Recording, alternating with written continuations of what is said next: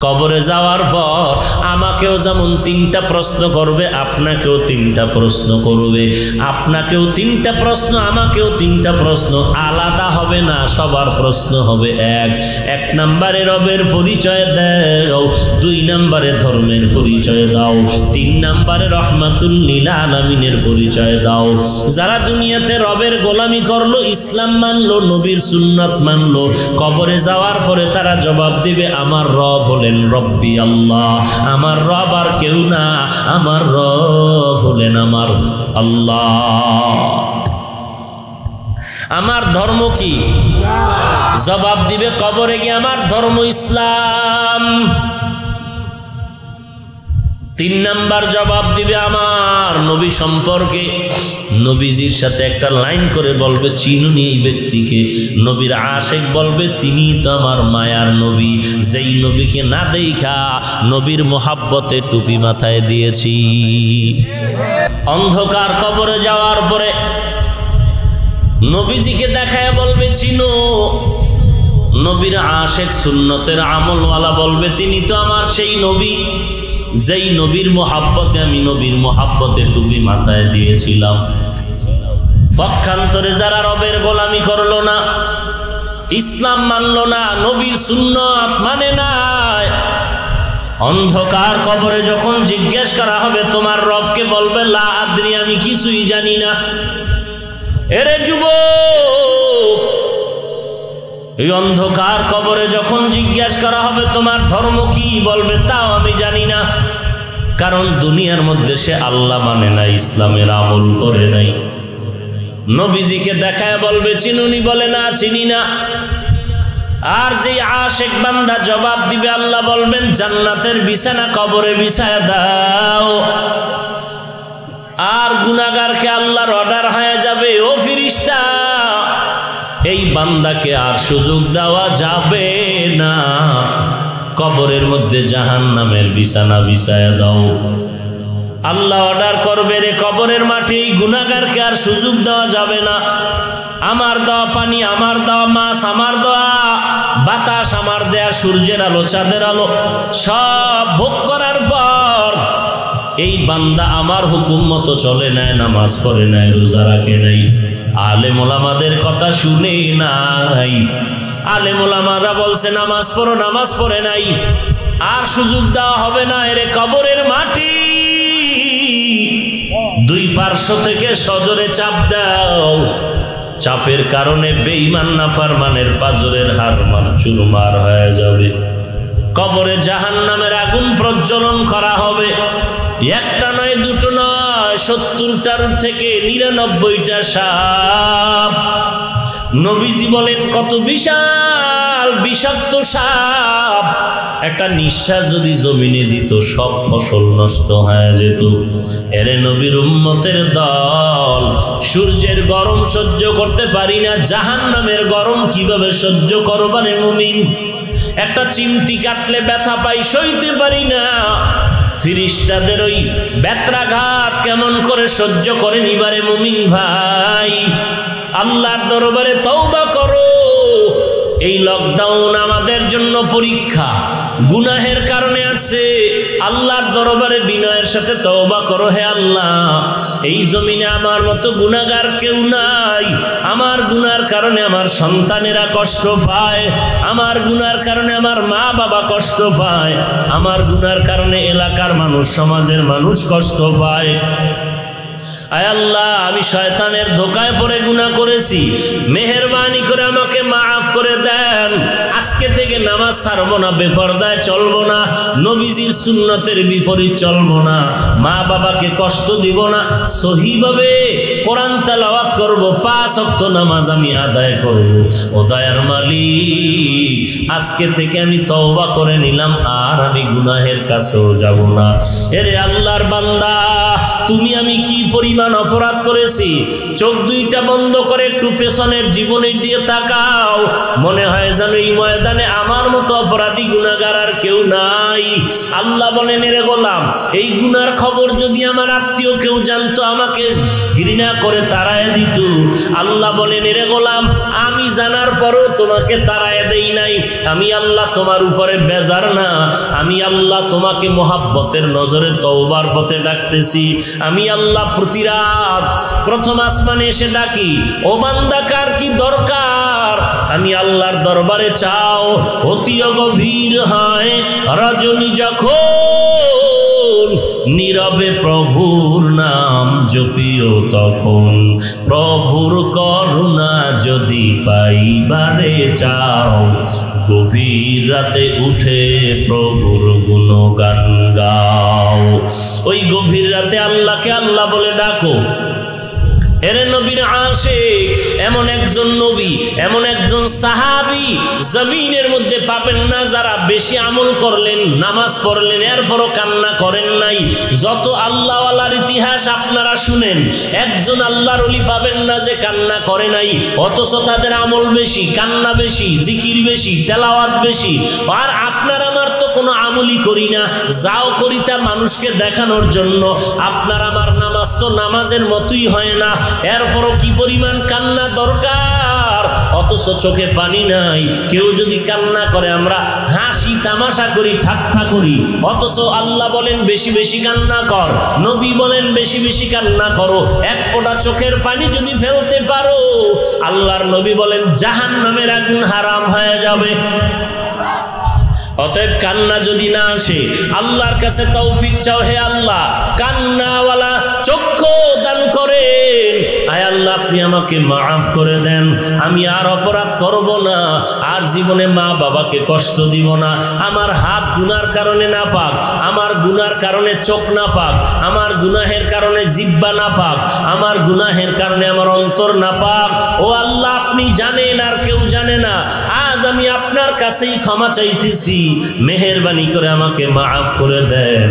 আর গলায় ছুরি আসলেও নামাজ ছাড়ব না। আল্লাহর কাছে তওবা করো, হেদায়েত চাও। কয়দিন আর দুনিয়াতে বাঁচবো, কোন দিন মরণের ডাক এসে যাবে বলা যায় না। আল্লাহর কাছে তওবা করো, আল্লাহ জীবন থাকতে আর কোনোদিন নামাজ ছাড়ব না, নবীর সুন্নাত ছাড়ব। এমনকি আমাদেরকে এক জায়গায় বসে কিছু দোয়া করারও সুযোগ দিয়েছেন। আল্লাহ পাক তাদেরকেও দ্বীনের খাদেম হিসেবে কবুল করেন। দেখেন, মোটামুটি মানুষ স্বাভাবিক অবস্থায় চলতেছে, এরপরেও কিন্তু আমার দেশের অনেক ছেলে মেয়েরা স্কুল কলেজে যেতে না পেরে লেখাপড়া বন্ধ, এমনকি অবস্থা হচ্ছে তাদের যে আর মন মানসিকতা ঠিক নাই, লেখাপড়া করতেই চায় না, এমন মন তৈরি হয়ে গেছে। সেই ক্ষেত্রে এই যে আমরা দিনের কিছু কাজে বসতে পেরেছি, মাদ্রাসার ছাত্ররা পড়ার সুযোগ পাইতেছে। যেই কয় মাস বন্ধ ছিল, হাফেজে কোরআনরা তো কোরআন বলতে শুরু করেছিল। আল্লাহর শুকর যে না ব্যবস্থা হয়েছে, এটাকে আমরা নেয়ামত মনে করি, গনিমত মনে করি। আর গনিমত মনে করাটা তখনই হবে যখন আমরা গুনাহের থেকে তওবা করে সবার জন্য দোয়া করব। তো আমি ঠিক সংক্ষিপ্ত কিছু কথা বলে দোয়া করব, কারণ এই সুযোগটাও অনেকে পায় না। আল্লাহ যে আপনাদেরকে এই সুযোগ দিলেন, এটাও তো বড় নেয়ামত। অতএব আমরা দোয়া করে চলে যাব, কারণ এখন দোয়া ছাড়া ভিন্ন কোনো পথ নাই এই মহামারী করোনার থেকে বাঁচার মতো। কেমন এক বিপদ, মানুষ মরে যাচ্ছে, জানা যায় লোক নাই, ভয়, আক্রান্ত হওয়ার ভয়। আল্লাহ বলেন, ভয় আক্রান্ত আর করোনাকে করিও না, ভয় করো আমি আল্লাহকে। আমি আল্লাহকে ভয় করো, বাঁচানের মালিকও আমি আল্লাহ, মৃত্যু দেওয়ার মালিকও আমি। অতএব কোনো রোগ তোমাকে মৃত্যু দিবে না। আমি আল্লাহ চাইলে তোমার মরণ হবে, না চাইলে। যারা ঘরের দরজা আটকাইয়া মনে করেছিল আমগো মরণ নাই, করোনায় ধরবে না, এমন লোকেরও ধরেছে আর কবরে চলে গেছে। কেমন মরণ যে জানাজায় লোক নাই, লাশ দাফনের মানুষ নাই। এবার বুঝেন মুসিবতটা কি পরিমাণ ভয়ঙ্কর, ভয়ানক। যে মরে গেলে লাশের কাছে লোক যায় না, আপনজনেরা যায় না, জানাজা দিতে চায় না। এই মুহূর্তে আমাদের কঠিনভাবে তওবা করা উচিত, কান্না করা উচিত। আর সেই কান্নার জন্য, তওবার জন্য আমাদের করোনাকে ভয় করলে হবে না, মূলত ভয় করতে হবে কাকে? আল্লাহকে। ইয়া আইয়ুহাল্লাযীনা আমানুত্তাকুল্লাহা ওয়া কুলু কাওলান সাদীদা। যারা মুমিন আল্লাহ তাদেরকে বলেন তোমরা আল্লাহকে ভয় করো, জবানের হেফাজত করো। কি লাভ হবে তোমাদের? নগদ 2টা পুরস্কার। ইউসলিহ লাকুম আমালাকুম, 1 নাম্বার তোমাদের জীবনের ত্রুটিযুক্ত আমল আমি আল্লাহ ত্রুটি মুক্ত করে দিব।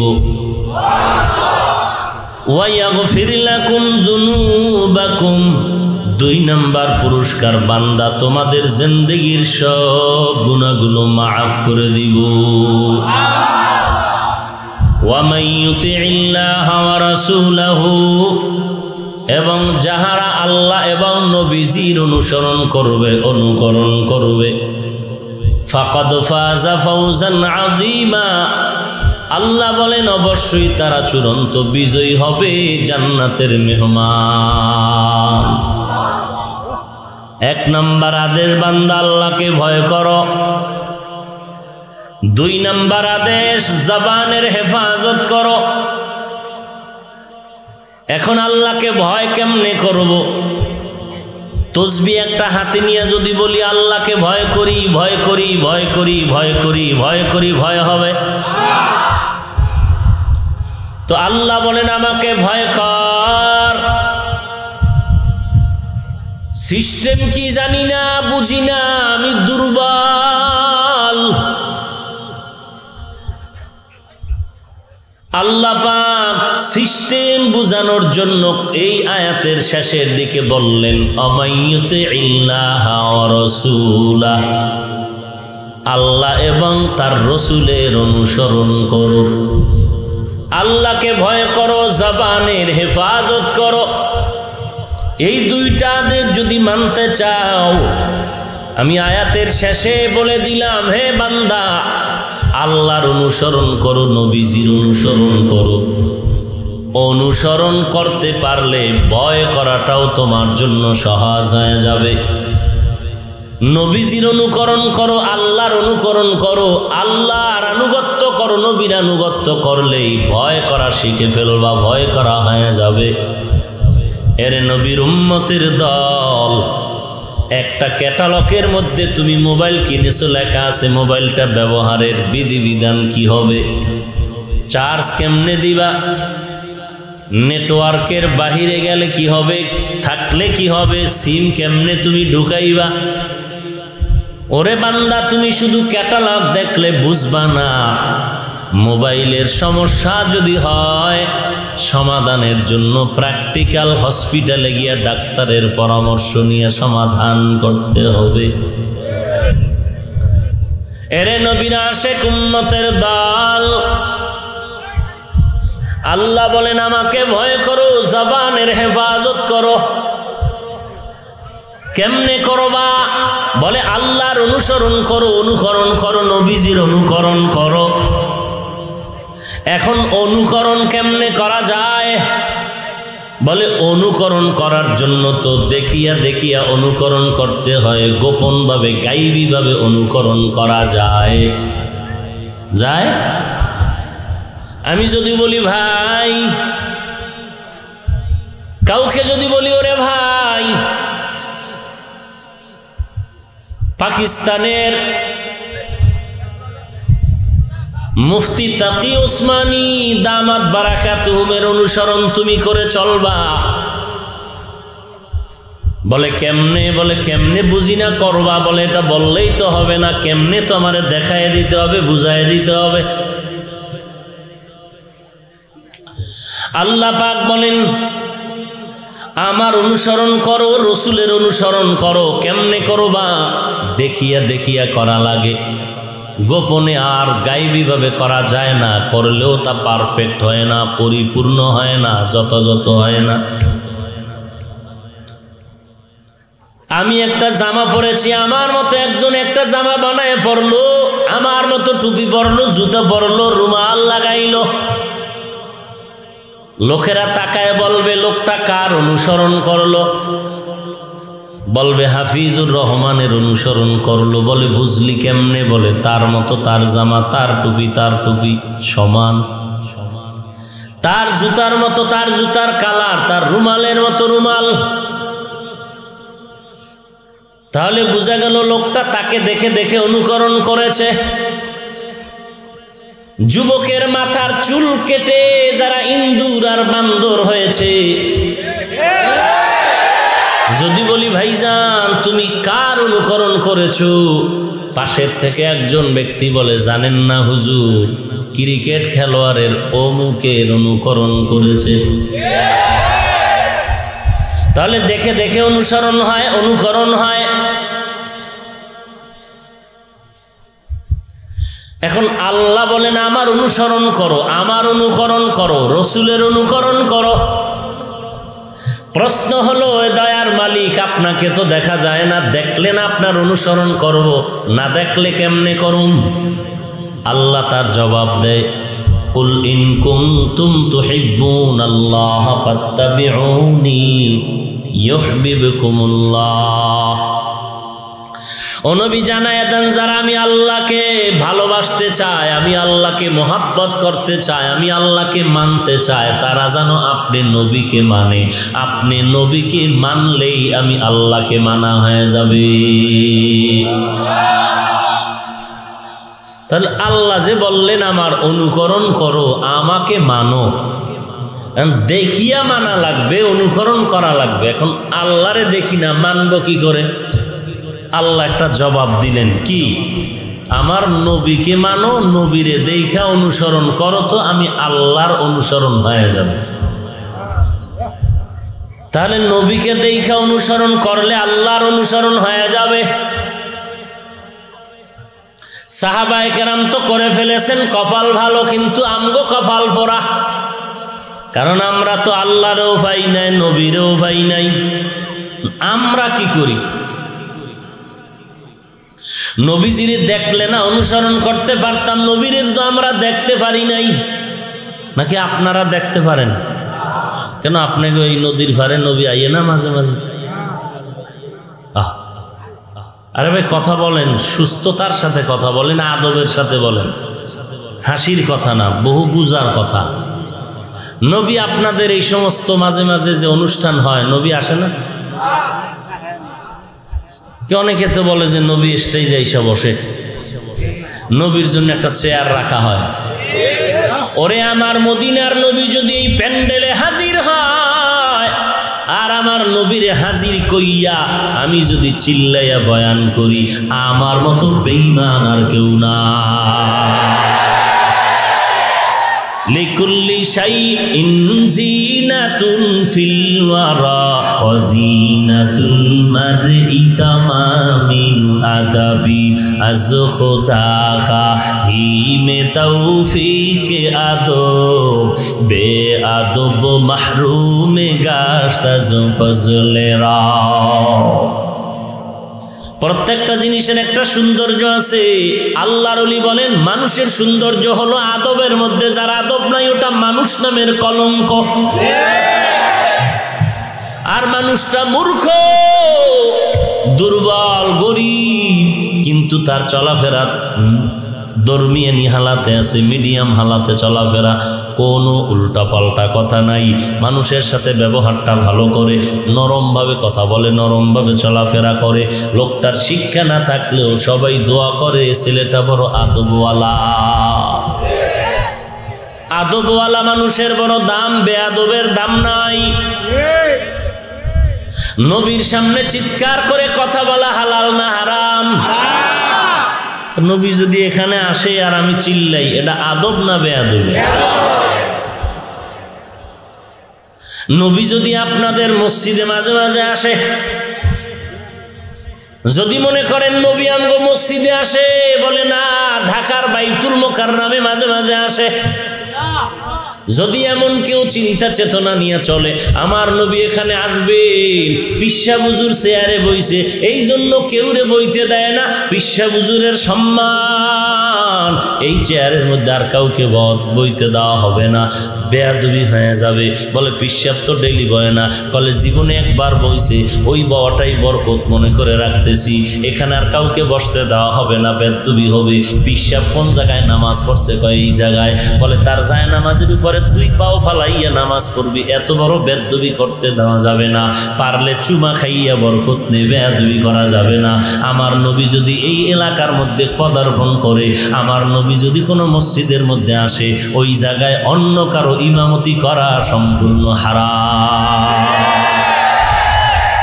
আমার নবীর সামনে ইমামতি করবে, এত বড় বেয়াদব ডাকে রে?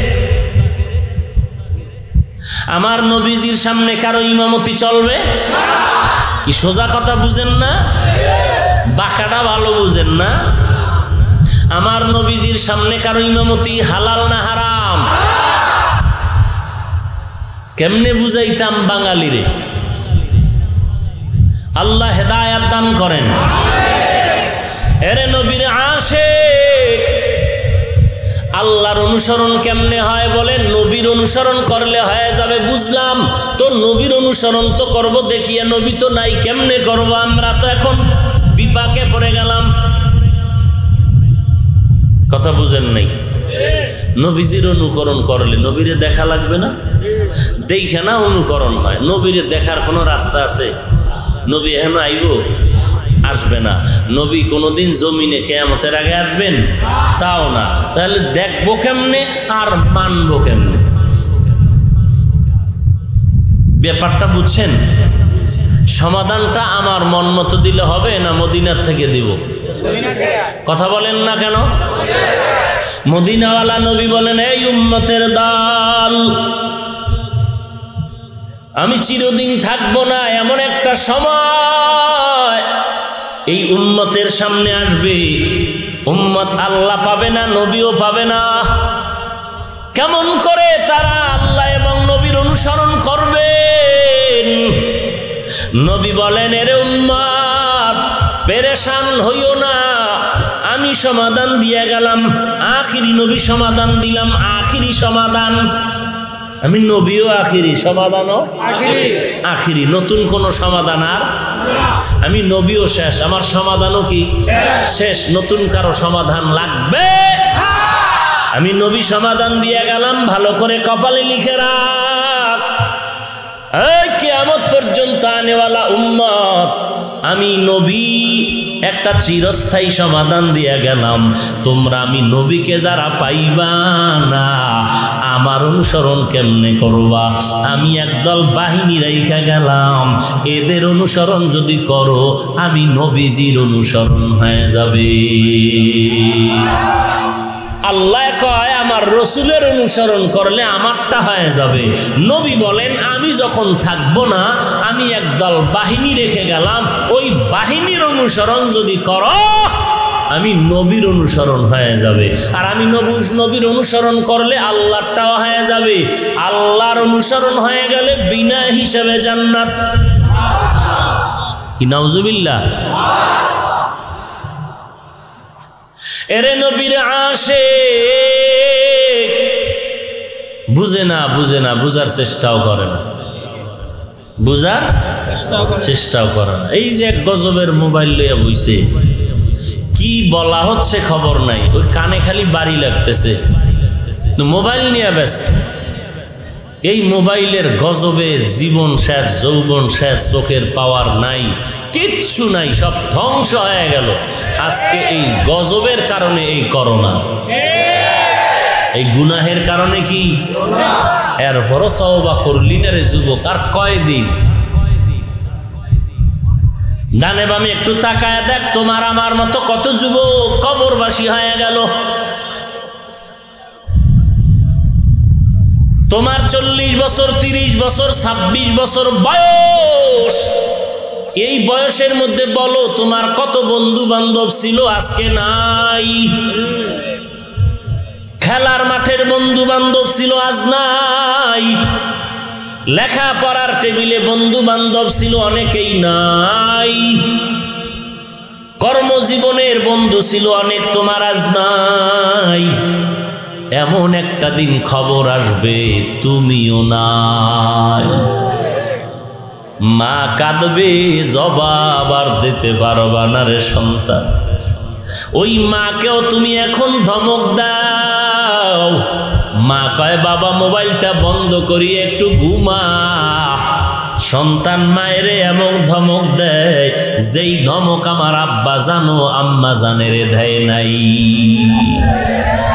আব্বা জানো আম্মাকে এমন ধমক দেয় নাই, এই কপাল পরা সন্তান মোবাইলের কারণে মাকে যেই ধমক দিয়েছে। যদি দিয়া থাকো, মা বেঁচে থাকলে পায়ে ধরে ক্ষমা নে, নাই তোর কপালে কঠিন কঠিন বিপদ আছে, কপালে কঠিন বিপদ লেখা রাখ। আমার কথা মিথ্যে হইতে পারে, আল্লাহর কথা মিথ্যা হবে? কপালে লেখা রাখ। নোয়াখালীর আম্মা জানের ইজ্জত রক্ষায় সরকারের কাছে আন্দোলন করো। তোর চরিত্রের খবর লইব কেডা? বয়সে কয়টা মেয়ের চরিত্রের উপরে হামলা করেছো, কেউ দেখেনি, আমার আল্লাহ দেখেছেন। তোর চরিত্রের হিসাব কে নিবে? তোর এই চরিত্র বিধ্বংসী বিচার কে চাইবে? সামনেওয়ালা পেছনে আছে, সীমাটা লঙ্ঘন যদি করিয়েই ফেলাও, মরার আগেই বিচার শুরু। মরার আগেই বালিশে মাথা লাগায় কথাগুলো ভাবিস। তোমার কবরে তুমি যাবে, আমার কবরে আমি যাব। আমার কবরের হালাত আমি ভোগ করব, তোমারটা তুমি করবা। আমি শুধু স্মরণ করায় দেই, জাহান্নাম থেকে বাঁচানোর জন্য, অন্য কোনো উদ্দেশ্য নাই। এই জীবনে কয়টা মেয়ের চরিত্রের উপরে হামলা করে সরে যুবক? মনে করছো কেউ টের পায় না? আমার আল্লাহ তো টের পেয়েছেন। সীমা লঙ্ঘন করলে তো আল্লাহ বলবে একদিন তোরে মানুষের সামনে লজ্জা দিয়া বেইজ্জতি করে ফেলবো। একদিনে কি চোর ধরা খায়? চোর একদিনেই তো ধরা খায় না, পাপ যখন বাতি হয়ে যাইব তখন ধরা।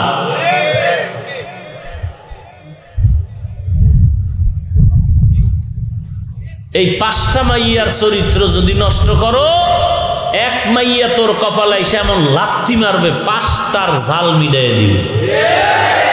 লেখা রাখ, যদি মিথ্যা হয় আমার জোতা মারবি জেহেনে পাও। লেখা রাখ। এবার দলিল নিবি কোরআন শরীফের, কোরআন থেকে দলিল নিবি যে তোরে এক মাইয়ায় তোর 5 মাইয়ার ঝাল মিটাবে, জুতার বাড়ি দিয়া তোর কপালে। কোরআন শরীফের দলিল চাও।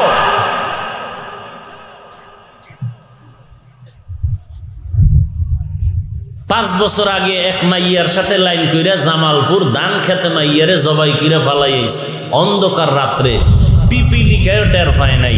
5 বছর পরে আদালতে হাজির। আদালতে দাঁড়ায় কি কয় জানো?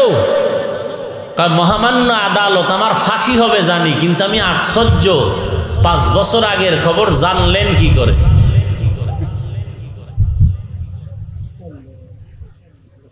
মনে করছো কেউ টের পায় না? তুই আকাম করো, কেউ দেখে না, জানে না। পাপ যখন বাতি হবে কেমনে যে ফ্লাশ হয়ে যাবে তুই নিজেও ভাবতে পারবি না। কে ফ্লাশ করবে জানো? তুই যার সাথে আকাম করছো না, হেই করবে। এ যুবক, মিথ্যা বললে দাঁড়াস না বেটা। তুই তো আমার কলিজার ভাই, মোহাব্বতে বলতেছি। তোর চরিত্র নষ্ট হোক, তোর বাপের নাক কান কাটা যাক, এটা চাই না। কারণ আকাম করছো তুই, অথচ ইজ্জত যাবে তোর আব্বা আম্মার। তুই মনে করেছো কেউ দেখে নাই আমি যে অপরাধ করেছি, যার সাথে করেছো সেই প্রকাশ করবে। যদি আল্লাহর কলিজায় আঘাত লেগে যায়, সীমা লঙ্ঘন করো, তখন কাউকে সাক্ষী লাগবে না তোর অপরাধের, যার সাথে অপরাধ করেছো সেই প্রমাণ করে দিবে। বলবে আমিও গেছি, তোরেও খাইছি। এই কত বন্ধুর সাথে আড্ডা দিছ না, ওই বন্ধু তোরে নিয়ে জবাই করছে, ঘটনা বাংলাদেশে নাই? ওই বন্ধু নিয়ে কইছে চল ঘুরতে যাবো, মায়া কইছে তোর বন্ধু জানি, 3 দিনে খবর নাই, পরে শুনে লাশ ভাসতেছে নদীর। সোনার বাংলার খবর, ইন্ডিয়ার খবর না। তোরে বাইরের কেউ মারবে না, তোর বন্ধু তোরে মারবে। তোর চরিত্র মানুষের কাছে প্রচার প্রকাশ তোর অন্য কেউ করবে না। তুই যারে 24 ঘন্টা স্মরণ করো, সে তোর চরিত্র মানুষের সামনে প্রকাশ করবে, বাইরের কেউরে লাগবে না। ঘটনাগুলো দেখতেছো না বাংলাদেশে, এটি বুঝানোর জন্য আমেরিকায় যাওয়া লাগবো? সোনার বাংলায় সব প্রমাণ আছে।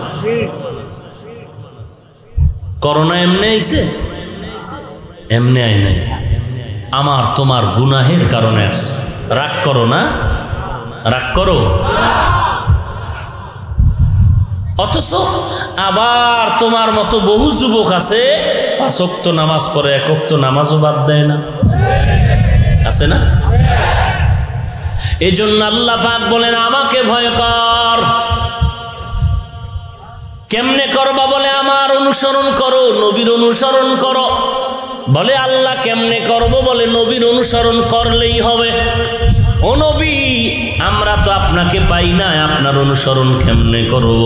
নবী বলেন উম্মতের দল, আমি একদল বাহিনী রেখে গেলাম, কিয়ামত পর্যন্ত এই বাহিনীর অনুসরণ করলেই আমি নবীজির অনুসরণ হয়ে যাবে। আর কোনো ভেজাল আছে?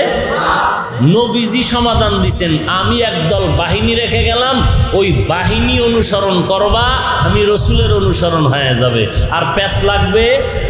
এবার ভালো করে রেকর্ড করো, না হয় তুমি লিখে রাখো, আগামীকাল লেমিনিং করে এরপরে ঘরের দরজায় টানায় রাখবা, তাহলে আর কোনো ভণ্ডামি করতে পারবে না।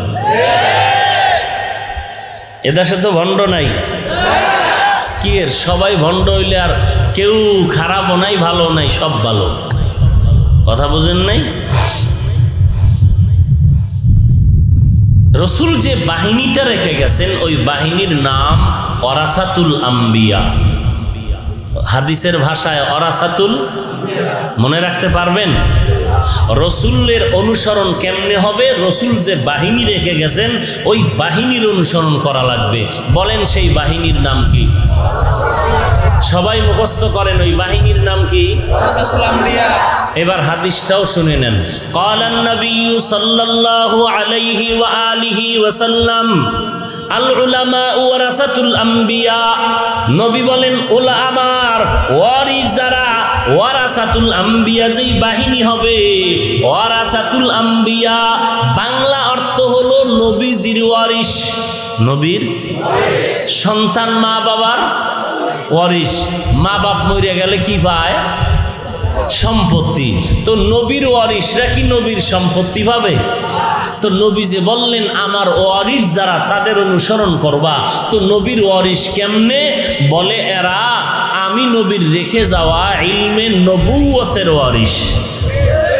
ইলমে নবুয়তের ওয়ারিস। এই যারা আমার ওয়ারিস হবে, নবীর ওয়ারিস। হাদিসের শব্দ ওয়ারাসাতুল আম্বিয়া, বাংলা অর্থ হলো নবীজির ওয়ারিস। এ কারা? নবী বলেন উলামা। কারা? তাহলে নবীজি বললেন একদল বাহিনী রেখে গেলাম, ওই হাদিসের ভাষায় বাহিনীর নাম ওয়ারাসাতুল, বাংলা অর্থ হলো নবীজির। ওই দলটা কারা? উলামায়ে আহলে হক। উলামায়ে নাকি বাতেল? বাতেল আসেনি? বলেন কি ঘরে ঘরে বাতেল? আউযুবিল্লাহ নাই, বিসমিল্লাহ নাই, গোসলের নিয়ত নাই, সুন্নাত নাই। মানুষ নাকি অন্য কিছু? চেহারাটা ভাল্লুকের মতো, চুলগুলো উল্লুকের মতো, আঙ্গুলের ভিতরে স্বর্ণের আংটি, গলায় স্বর্ণের চেইন। এ হলো আমগো সোনার বাংলার মুজাদ্দিদে জামান। আছে না নাই? এর কাছেও বহু আল্লাহর বান্দা যায় অন্তরে আয়না বসানোর জন্য। কি বসানোর জন্য? অন্তরে, কলবে কি বসাবে? আয়না বসাবে। অর্থাৎ কলবটাকে আয়নার মতো পরিষ্কার বানাবে। কলবটারে আয়নার মতো কি বানাবে? পরিষ্কার বানাবে। আচ্ছা, পরিষ্কার যদি বানাতে চান, যার মাধ্যমে আপনার কলবকে পরিষ্কার করবেন, তার কলবটা পরিষ্কার লাগবে না? কথা বলেন না কেন? এখন যেই পীরের কাছে যান, তার কলব পরিষ্কার নিয়ে এটা যাচাই করছেন না? নাম দেখছেন এখানে পীর, দৌড়ায় গেছেন, নাম দেখলেই যাওয়া যাবে? যাচাই করতে হবে না? খুব সাবধান। আগে দেখতে হবে যে ওই বান্দার মধ্যে তার কলব পরিষ্কার নেই। আচ্ছা, আমাকে বলেন, কলব ময়লা হয় গুনাহ করলে? বলেন, কলব ময়লা হয় কি করলে? আর পরিষ্কার হয় গুনাহ ছাড়লে? বলেন, গুনাহ। কলব ময়লা হয় কেমনে? পরিষ্কার হয় কেমনে? গুনাহ ছাড়লে। এবার গুনাহ কি জিনিস এটা বুঝেন না? না কি ভাই, গুনাহ কি জিনিস বুঝেন না? আচ্ছা বলেন, নবীজির তরিকায় চুল না রাখা, ক্রিকেটারের সাইজে চুল রাখা সওয়াব না গুনাহ? বুঝলেন এটা গুনাহ করতেছেন। আচ্ছা, বেপরদায় চলা সওয়াব না গুনাহ? দাড়ি না রাখা সওয়াব না গুনাহ? নামাজ না পড়া সওয়াব না গুনাহ? কোরআনের বিরোধিতা করা সওয়াব না গুনাহ? নারীদের সামনে বেপরদায় রাইখা জিকির করা সওয়াব না গুনাহ? এরপরে স্বর্ণ পুরুষের জন্য ব্যবহার করা সওয়াব না গুনাহ? মিথ্যা কথা বলা, গালি দেওয়া সওয়াব না গুনাহ? এখন যদি দেখেন আপনার পীর মুজাদ্দিদ সাহেবের দাড়ি নাই, তাহলে তার কলব পরিষ্কার। কলব পরিষ্কার হয় গুনাহ ছাড়লে, ময়লা হয় গুনাহ করলে। তাহলে দাড়ি যে রাখলো না, স্বর্ণের চেইন যে পরলো, বেপরদায় যে চলে, গান বাজায়, মিথ্যা বলে, কোরআন পড়তে জানে না, নবীর সুন্নত মানে না, এই কাজগুলো সে যে করতেছে, সুন্নত ছেড়ে দিচ্ছে, নামাজ বাদ দিচ্ছে, সওয়াব করতেছে না গুনাহ? গুনাহ করলে কলব পরিষ্কার না ময়লা? এমন ময়লাওয়ালা পীর কি আছে? এর কাছে যদি আরেকজন গুনাহগারওয়ালা যায় আয়না বসাইতে, কলব পরিষ্কার করতে, তো হালাতটা কেমন হয়? লঙ্গির ভিতরে গোবর লাগছে। কি লাগছে? গোবর চিনেন তো? পদ্মা নদীর হালুয়া, গোবর গোবর, লঙ্গির ভিতরে গোবর লাগছে। পাকনা না পাক? হ্যাঁ, পাক করার পদ্ধতি আসেনি? কি পদ্ধতি? ওই গোবর যেই লঙ্গিতে লাগছে ওখানে বিদেশি স্প্রে মেরে দাও, মশার কয়েলের স্প্রে, তাহলে আতর, মিস্ক, আম্বর, তা কি ধুইতে হবে? বুঝেও না, কথাও খায় না। আরে মানুষ, একজনে ভাত খাইতে বইয়া মুরগির গোশত দিতেছে, তো বলে ভাই তুমি যেমন মুরগি দাও, এটা ফার্মের মুরগি না দেশি? কা আলহামদুলিল্লাহ। আলহামদুলিল্লাহ কি ফার্ম না দেশি? কা আলহামদুলিল্লাহ। কি আলহামদুলিল্লাহ? যতবার জিগে একই কথা। এরকম আছে না কিছু মগা বয়েরিস, বুঝেও না, কথাও খায় না, বুঝার চেষ্টাও করে না। তাহলে এখন এই গোবর কি করতে হবে? ধুইবেন কি দিয়া? এই পাবলিক, ধুইবেন কি দিয়া? তো একজন বড় বুদ্ধিমান কয়, পানি দিয়ে যেহেতু ধোয়াই লাগবে, তো স্বচ্ছ পানি তোমার প্রস্রাব। কি প্রস্রাব? এটা পানি না? কত এই পানি দিয়া ধুইয়া ফেলাও। এখন যদি কেউ প্রস্রাব নামের পানি দিয়া গোবর ধোয়, নাপাক গেল না সরাইল, তাহলে গোবর প্রস্রাব দিয়া ধুইলে যেমন নাপাক আরো ছড়িয়ে যায়, এরকম কোন মানুষ তার অন্তরে গুনাহ লইয়া আর একটা গুনাহগার ভণ্ডের কাছে গেল, অন্তরে আয়না তো বসাই না, বরং তার নাপাক অন্তর আরো নাপাক হয়ে যায়। এরকম ভণ্ড গুনাহগার আসেনি? এর দিল পরিষ্কার না ময়লা? বেপরদায় চলে, সওয়াব করে না গুনাহ করে? গুনাহ করলে দিল পরিষ্কার না ময়লা? এটা বুঝার জন্য কি বাইতুল মুকাররমে ফতুয়া নিতে হবে? হ্যাঁ, আল্লাহ হেদায়াত দান করুন। এরম পীর বাংলাদেশে আছে? বাংলাদেশে থাকবে না তো কোথায় থাকবে? এটা 12 আউলিয়ার দরবার না, এখন তো সব থাকবে। হায় হায় হায় হায়, আল্লাহ হেদায়াত দান করুন। বুঝবে কি বুঝতেছেন আমি পীর বিরোধী? হ্যাঁ না, আমি পীরের 1 নাম্বার ভক্ত, তবে ভণ্ডের 1 নাম্বার বিরোধী। এই সব ভেজালের মূল একটাই, আল্লাহর আযাবের ভয় নাই। আল্লাহর আযাবের ভয় নাই থাকলে আর এই অপরাধ করি আবার দাবি করতো না আমি পীরানে পীর দস্তগীর। আল্লাহ হেদায়াত দান করুন।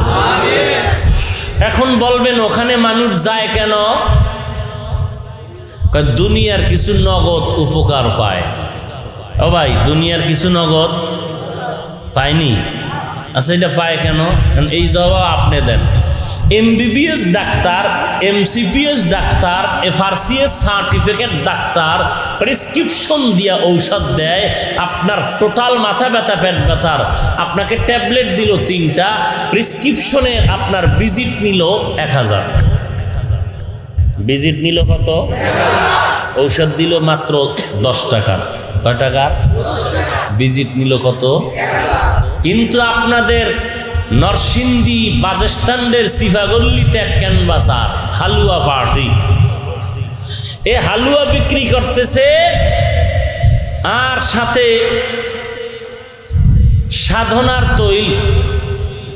কোনো প্রেসক্রিপশন নাই, কোনো সার্টিফিকেট নাই, চ্যালেঞ্জ। জাগাত চান্দি গরম হয়ে যাবে। হ্যাঁ, তার হালুয়া খাইলেই মাথা ঠিক হয়ে যাবে। জাগাত কঠিন চ্যালেঞ্জ দিল, ভিজিট টিজিট নাই। অন্য জায়গায় বেশি 500, আপনাদের কাছে মাত্র 100।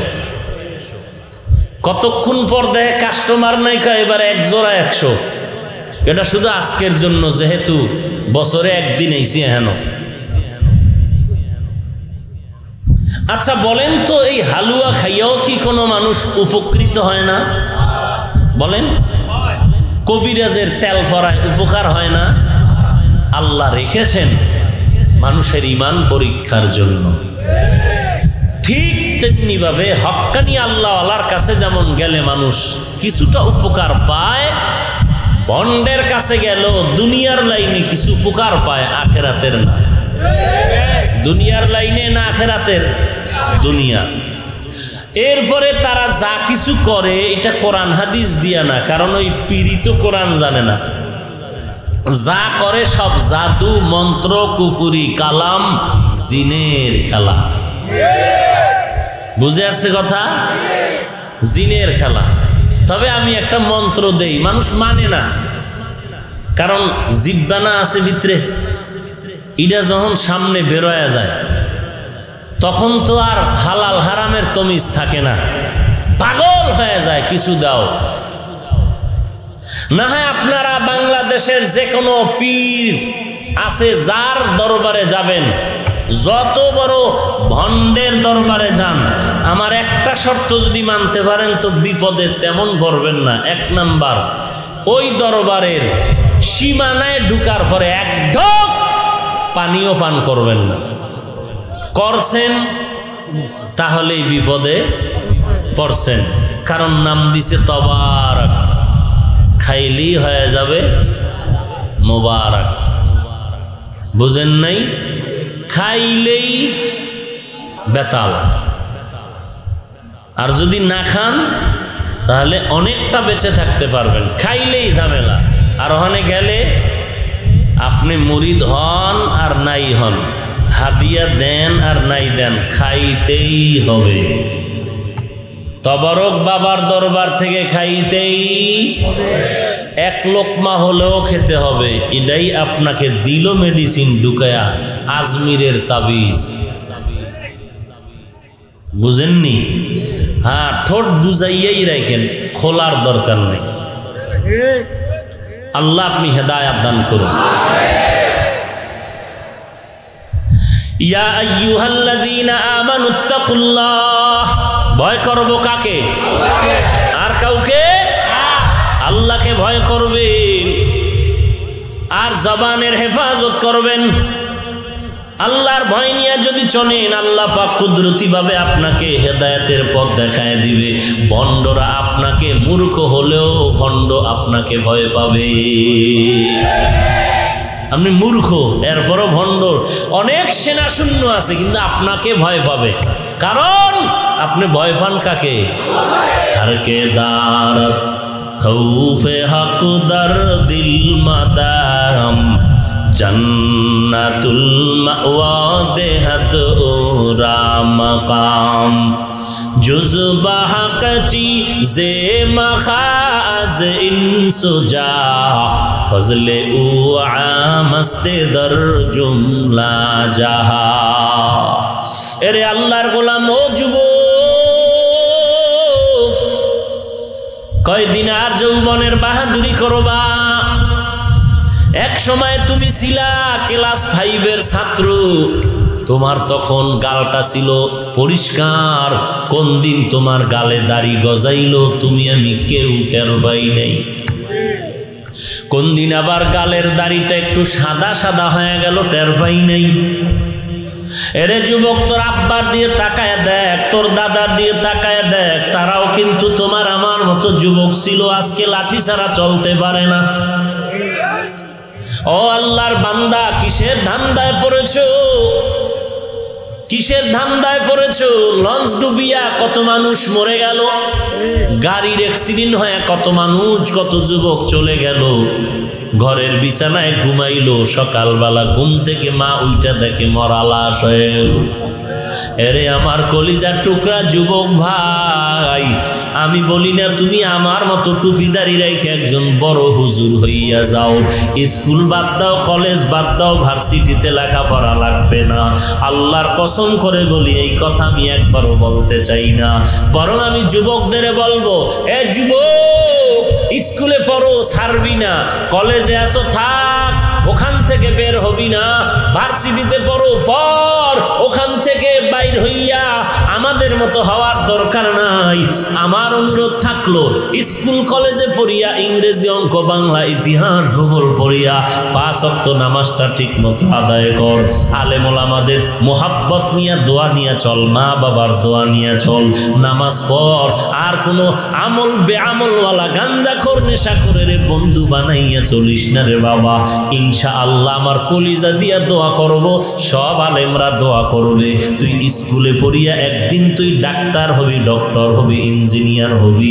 তোর মতো ডাক্তার, ইঞ্জিনিয়ার, তোর মতো একজন স্কুল কলেজে পড়ুয়া ছাত্র এক সময় দেশের প্রশাসনের লাইনে ডিসিএসপি, আইজি হবি। তোর মতো বান্দা, নামাজি বান্দাটা ওই যখন এসপি, ডিসি হইয়া জায়গায় বসবি, তখন তুই দেশের যেমন উপকার করবি, ইসলামেরও তেমন উপকার করবি। ইসলামের উপকার ডাইরেক্ট যদি করতে না পারো বেঈমানের কারণে, অন্তত এতটুকু বিশ্বাস আছে, তুই যেহেতু নামাজ পড়তেছো, তোর দ্বারা ইসলামের ক্ষতি এদেশে হবে না।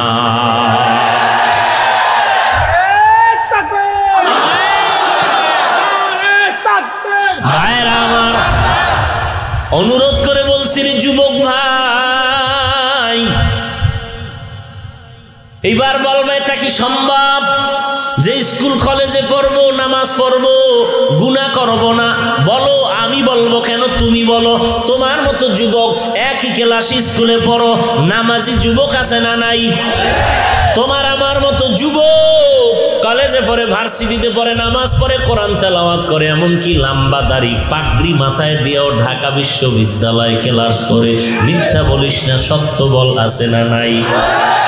চট্টগ্রাম বিশ্ববিদ্যালয়ে তাকায় দেখ, কুষ্টিয়া বিশ্ববিদ্যালয়ে তাকায় দেখ, ওই যখন বিভাগওয়ারি বিশ্ববিদ্যালয়গুলো নজর করে দেখো, শত শত যুবক ওখানে ক্লাস করে, পাগড়িওয়ালা, পাঁচ ওয়াক্ত নামাজি, দাড়িওয়ালা আছে না নাই?